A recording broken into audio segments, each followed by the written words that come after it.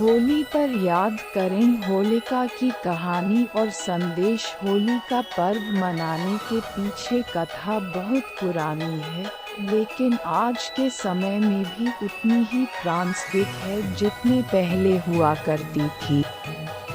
वैसे तो सारे धर्मों के सभी पर्व सद्भाव और आपसी मेल जोल के उद्देश्य से बनाए गए हैं, लेकिन फिर भी सभी पर्वों के पीछे एक विशेष प्रेरक प्रसंग होता है।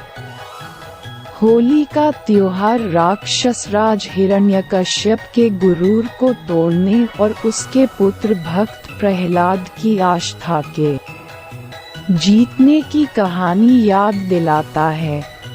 होली पर हिरण्यकश्यप की बहन होलिका भक्त प्रहलाद को गोद में लेकर आग में बैठ गई थी।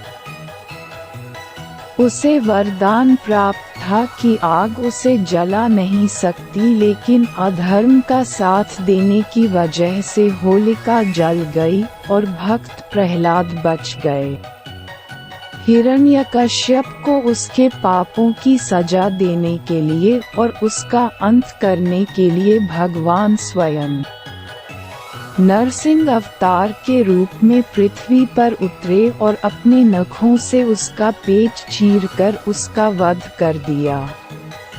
भगवान के हाथों मरने की वजह से राक्षस हिरण्यकश्यप को स्वर्ग की प्राप्ति हुई।